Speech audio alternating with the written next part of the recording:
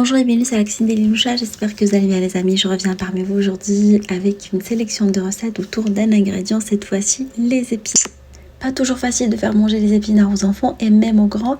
Alors aujourd'hui je vais vous proposer quelques recettes pour bluffer les enfants avec des recettes faciles aux épinards, découvrant la sélection.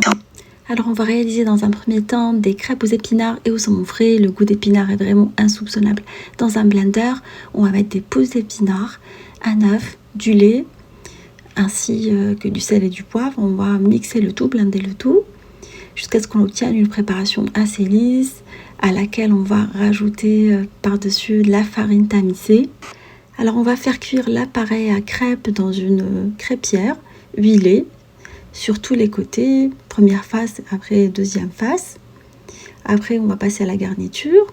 On va prendre la crêpe, on va étaler du samouré ou un fromage frais, on va mettre les épinards ainsi que des bâtons de crabe et on va rouler nos crêpes. Voilà, vous coupez par la suite des petits roulés si vous souhaitez, ou vous laissez la crêpe entière. Il est possible d'adapter la garniture selon vos goûts. Voilà une petite recette facile pour utiliser les épinards. On va passer après à un gratin de pâtes aux épinards et à la ricotta. Voilà un plat familial et très facile. On va réaliser des pâtes à partir pour réaliser cette recette. Alors on va commencer par faire cuire les pâtes environ 5 minutes dans l'eau chaude. Après on va les égoutter, les réserver de côté.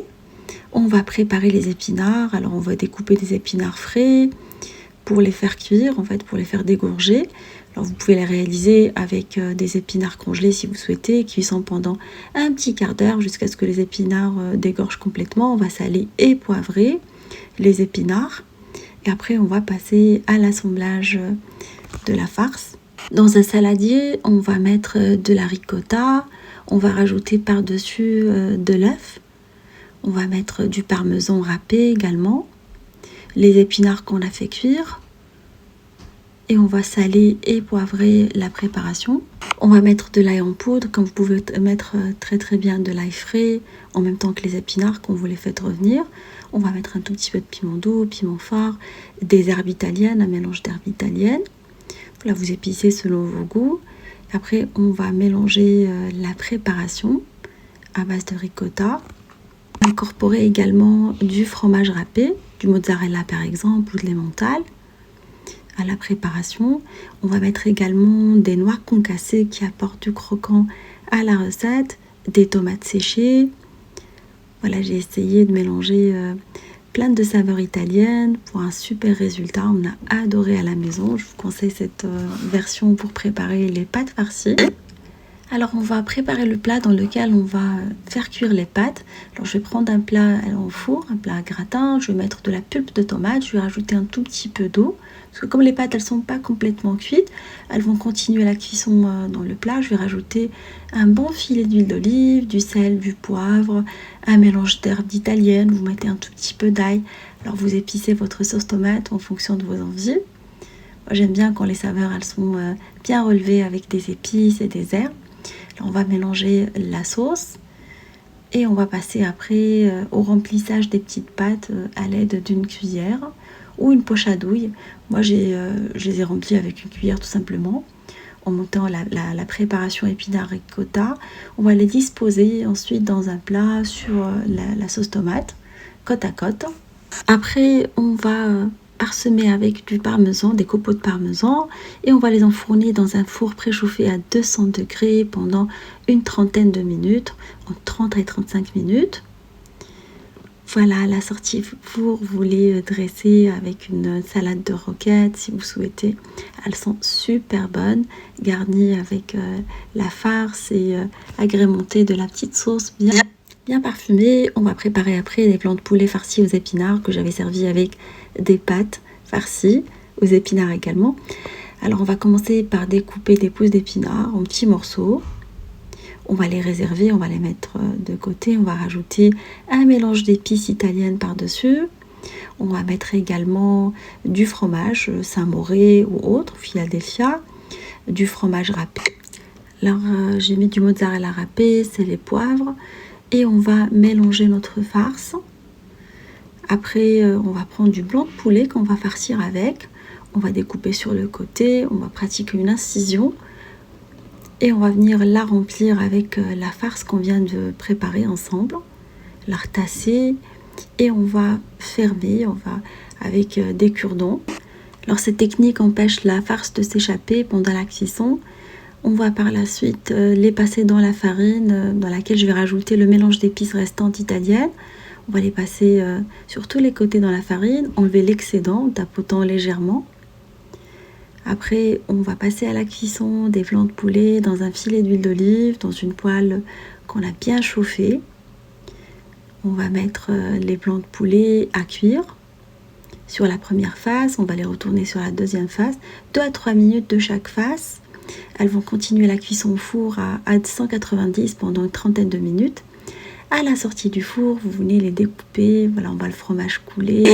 La chair, elle est bien parfumée et fondante à la fois avec la technique utilisée pour la cuisson 2 fois. Voilà une super recette pour changer de l'ordinaire, des blancs de poulet classiques.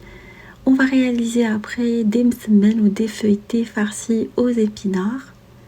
Une recette d'inspiration marocaine revisitée. Alors je vais réaliser la pâte à msemen selon ma recette de msemen que je vous laisserai en barre d'infos. Une fois la pâte reposée, je vais la diviser en boules. À l'aide de mains vilées, je vais laisser les boules reposer et je vais passer à la préparation de la farce. Dans un filet d'huile d'olive, je mets un mélange d'ail et d'oignons hachés que je vais venir faire colorer. Alors vous laissez colorer l'oignon et l'ail jusqu'à ce qu'il soit translucide en mélangeant de temps en temps. Après vous rajoutez des épinards découpés par-dessus.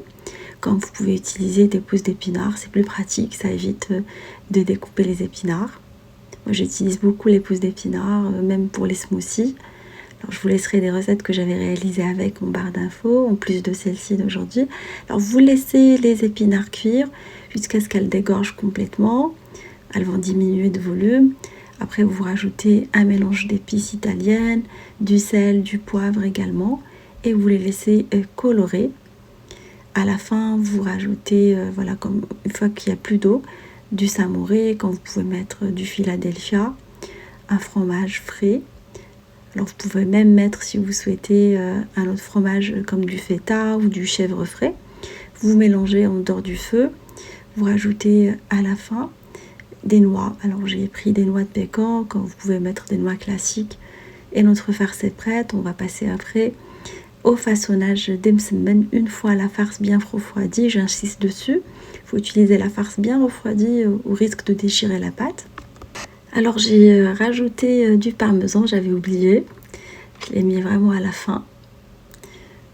Voilà, la farce est maintenant prête, vous la laissez de côté et on passe après au façonnage.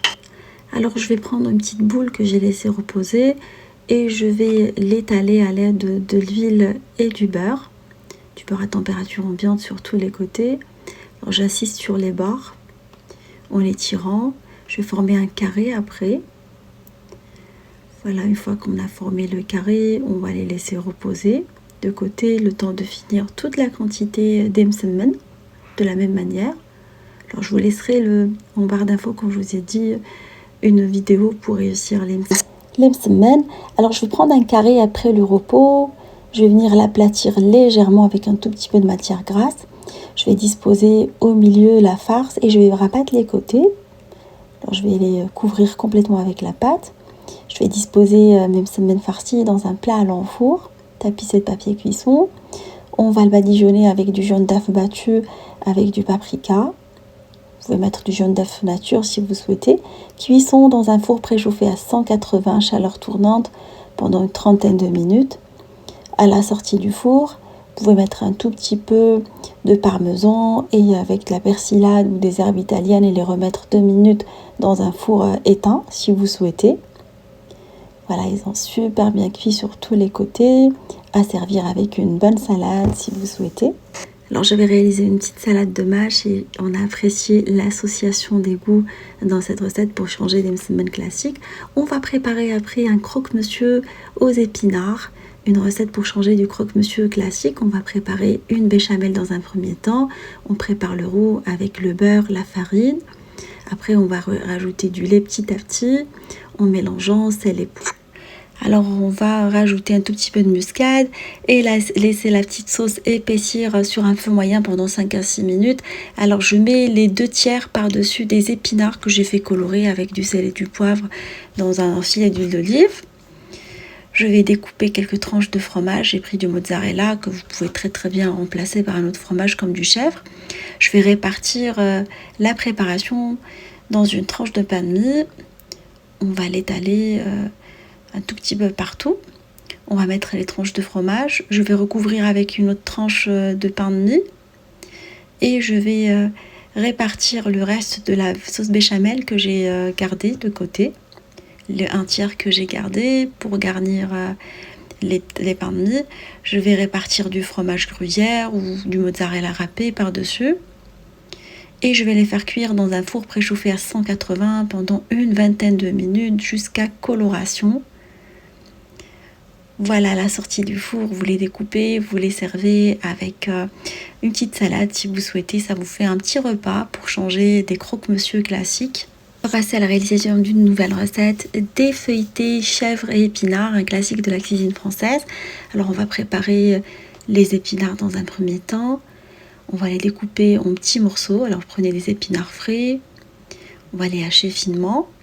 Après on va hacher également, en plus des épinards, de l'ail et de l'échalote finement également. Alors on va les faire colorer avec un filet d'huile d'olive dans une sauteuse jusqu'à ce qu'ils soient translucides. Après je rajoute par-dessus les épinards qu'on a coupés en petits morceaux. On couvre et on les laisse cuire pendant une dizaine de minutes. On va saler et poivrer. On va rajouter un tout petit peu de beurre à la préparation, telle une préparation classique d'épinards au beurre.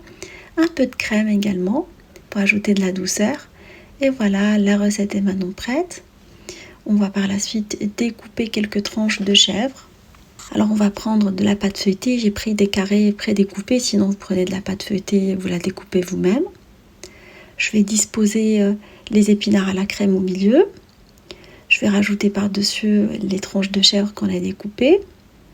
Et je vais rabattre par-dessus les bords pour fermer les feuilletés. Alors on va par la suite badigeonner les bords avec du jaune d'œuf. Et on va les faire cuire dans un four préchauffé à 180 pendant une vingtaine de minutes, 25 minutes, à servir avec une bonne salade. Alors vous pouvez rajouter un petit filet de miel par-dessus. Alors je trouve que le miel se marie très bien avec cette recette. Vous pouvez également mettre quelques noix. Moi je les ai mis dans la salade à côté, la salade de mâche. Voilà une petite recette facile, rapide pour manger des épinards et faire manger les épinards à votre famille. Alors je vous propose de réaliser un gratin gourmand avec du riz, épinards et saumon.